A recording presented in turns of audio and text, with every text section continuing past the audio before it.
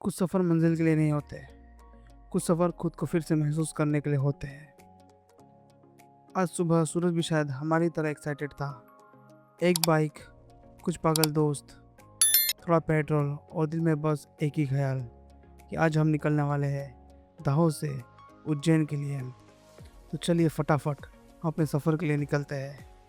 दाहोद की गलियों से निकलते ही शहर पीछे छूटने लगे।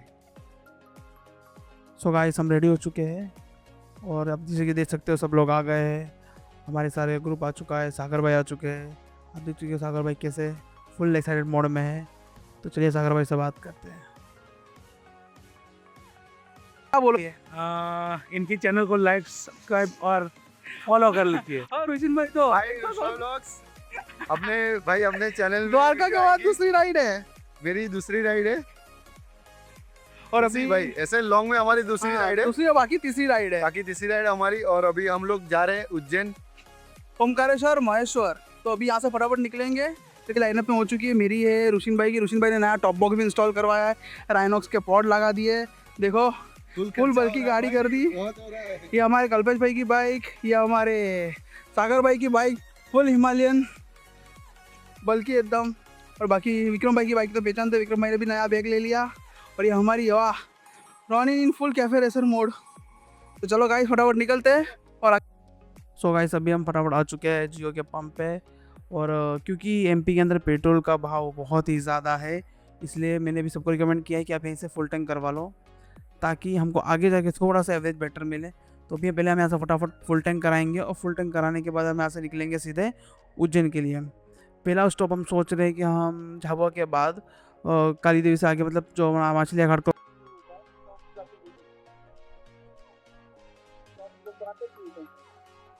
हाईवे पर हवाएं इससे टकरा रही थी, जिसे कह रही हो आज जल्दी मत करना, हर पल जी कर जाना।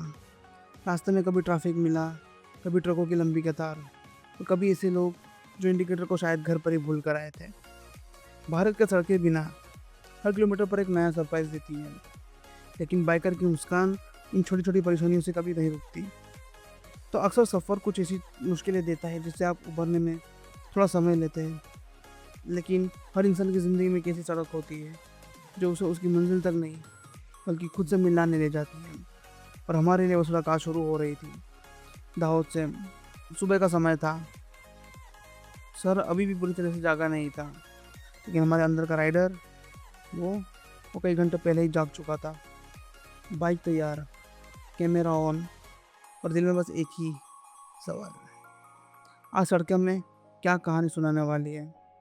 कहते हैं और सफ़र का पहला किलोमीटर सबसे खास होता है, क्योंकि वहीं से जिम्मेदारियाँ पीछे छोड़ने लगती है और आज़ादी साथ बैठ जाती है। दाहोद की सड़कों से निकलते ही हर मोड़ ऐसा लग रहा था जैसे कोई पुराना दोस्त हमें विदा कर रहा हो। शहर धीरे धीरे पीछे धुंधला होता गया और सामने सामने बस एक खुला आसमान, लंबा हाईवे और इंजन की धड़कन। बाइक का इंजन एक मशीन नहीं लगता, और दिल की दूसरी धड़कन बन जाता है। वो अपने सपनों को चलता है। सुबह की ठंडी हवा हेलमेट के अंदर तक मुस्कुरा रही थी। सूरज बादलों के बीच लुका छिपा खेल रहा था। खेत, पेड़, छोटे छोटे गांव, हर चीज़ इस सफ़र को खूबसूरत बनाने में लगी हुई थी। रास्ते में मिलने वाली हर चाय की दुकान एक कैफ़े से ज़्यादा कीमती लगती थी, क्योंकि वहाँ कॉफ़ी नहीं कहानियाँ मिलती हैं। और तभी हम एक ब्रेक लेते हुए भी देख सकते हो पीछे thanks for using toll road आ गया है। और हम सकते हो कि हम यहाँ पर तैयार है। अभी ब्रेक वगैरह हो गया है, सबने चाय नाश्ता कर लिया। उधर रुचिन भाई अपना व्लॉग शूट कर रहे हैं, रुचिन भाई खड़े हैं और सारा। तो अभी हम यहाँ से फटाफट रेडी होंगे और लेंगे, फिर वहाँ से निकलेंगे और उज्जैन के लिए। अभी उज्जैन भी।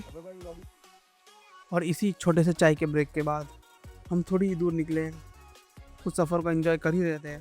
तभी हमारे एक दोस्त ने पूछा, भाई कितने किलोमीटर और? दूसरे ने मोबाइल देखा और बोला, बस भाई 180 किलोमीटर। पहले बोला, बस तेरे लिए 180 बस है, मेरे लिए तो पूरा नेटफ्लिक्स सीज़न है भाई, पूरा नेटफ्लिक्स सीज़न। सबकी हंसी छूट गई। ये छोटी छोटी बातें सफ़र को यादगार बनाती है।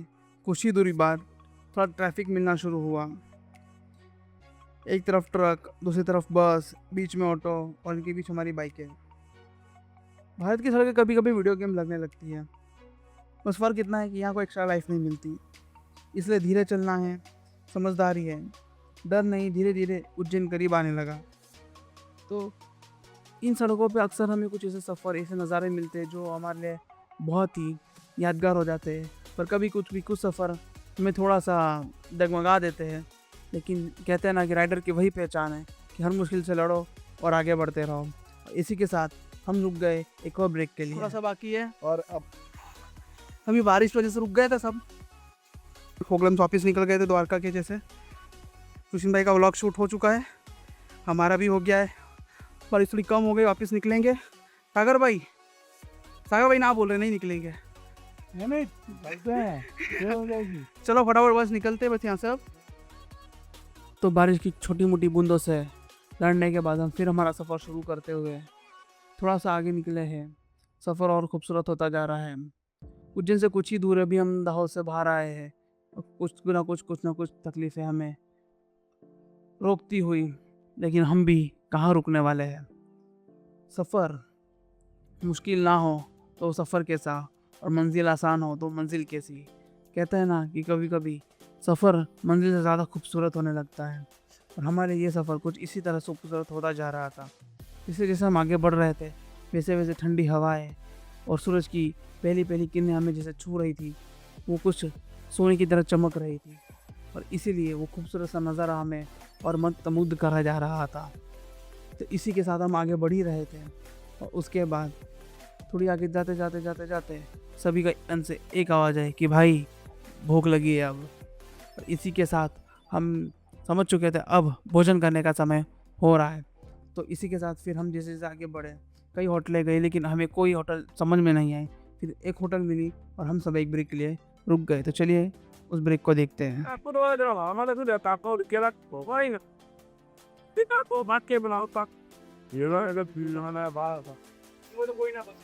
आए तो हिम्मत खाली थोड़ा करना, ये प्रॉपर वीडियो थोड़ी लाऊं मैं। उज्जैन करीब आने लगा, लेकिन मौसम ने शायद हमारे लिए कुछ और ही प्लान कर रखा था। अचानक ठंडी हवा चली, आसमान काला होने लगा, और बिना किसी वार्निंग के बारिश शुरू होने लगी। तो बारिश शुरू होने ही वाली थी। बारिश शुरू, पहली बूंद हेलमेट पर गिरी, दूसरी जैकेट पर, और तीसरी सीधे दिल पर। तो कुछ ही मिनटों के बाद सड़क शीशे की तरह चमकने लगी थी। हम सफ़र में आगे बढ़ ही रहे थे और बारिश ने हमारा रास्ता रोका। पहले बारिश कुछ तेज़ नहीं थी, हल्की फुल्की थी, लेकिन अचानक बारिश के तेज़ होते हमें एक शेल्टर लेना पड़ा। बोतल भरी हुई, पानी बोतल नहीं पड़ी हो यार। भाई बाइक को जाए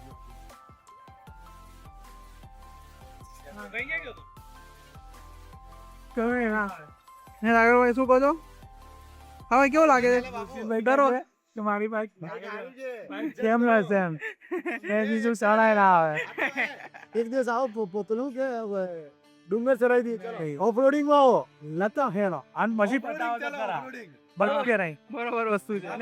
રિયલ ગાડી ઓફરોડિંગ માટે લે હિમાલયન સોરી હિમાલયન બની જશે એના માટે હા આવ્યો હતું બરોબર, લદાખ માટે। ઓફરોડિંગ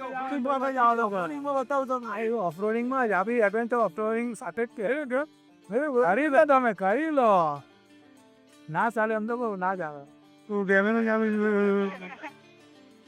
કાપી લઈ શકતો ભાઈ તેરે તો બીજે पी रही थी सॉरी बहुत तेज है तो कुछ ही मिनटों के बाद हम पानी को चीरते हुए आगे बढ़ रहे थे। हर तरफ बारिश की आवाज़, इंजन की गूंज, और दिल में एक अजीब सी खुशी। बारिश में बाइक चलाना कभी आसान नहीं होता, इसलिए हमने बारिश के रुकने का इंतज़ार किया। और जैसे हम थोड़ा आगे निकले तो बारिश बंद हो चुकी थी, और आगे की इस विस्तार में बारिश का नामो निशान नहीं था। तभी एक दोस्त बोला, भाई अब तो अंदर बनियान भी भीग चुकी है, रेनकोट अब पहनेंगे तो सिर्फ फैशन होगा। बात तो सही थी, अंदर से भीग चुके थे तो रेनकोट पहनने का कुछ मतलब बनता नहीं था। और फिर सब हंस पड़े। बारिश जितनी तेज थी हमारी हंसी उससे भी ज़्यादा तेज थी। उज्जैन पहुंचते ही ऐसा लग रहा था जैसे पूरा शहर शिव के नाम की सांस ले रहा हो। और उज्जैन पहुंचने से पहले ही हमें उस सांस की धड़कन सुनाई दे रही थी। तो जैसे जैसे हम शहर के करीब पहुंच रहे थे, मन सिर्फ भोले का नाम जप रहा था, जैसे ओम नमः शिवाय, ओम नमः शिवाय और ओम नमः शिवाय। सफ़र अक्सर मुश्किल लगता है जब मुश्किल आ जाती है, लेकिन जैसे जैसे हम उस मुश्किलों से लड़ते हैं उस सफ़र का और मज़ा आने लगता है। और सफ़र हमें फिर सफ़र एक चुनौती नहीं, एक मंजिल लगने लगती है जिसे हमें जल्द से जल्द पहुँच कर टच करनी है। तो इसी के साथ हम इतनी सारी मुश्किलों का सामना करते हुए फाइनली सुबह 8 बजे के निकले, शाम को 4:30 बजे उज्जैन। सो गाइस, हम लोग फाइनली उज्जैन पहुंच चुके हैं और देख सकते हो कि सागर भाई उज्जैन पहुंचते ही अपना फ़ोटो शूट करने रेडी हो गए। और मैं भी व्लॉग जो फाइनल शूट करना था शूट करने लग गया। हमारी बाइक्स ऑलमोस्ट हमने पार्किंग में रख दी। एक्चुअली में पब्लिक पार्किंग थोड़ा रखने में डाउट हो रहा था, लेकिन होटल के जो ओनर थे उन्होंने हमें श्योर किया कि बाइक्स को कुछ भी नहीं होगा, इसके लिए हम यहाँ पे बाइक पार्किंग करने रख दी है। तभी चलिए फटाफट हम रेडी होते हैं, मंदिर के लिए निकलते हैं।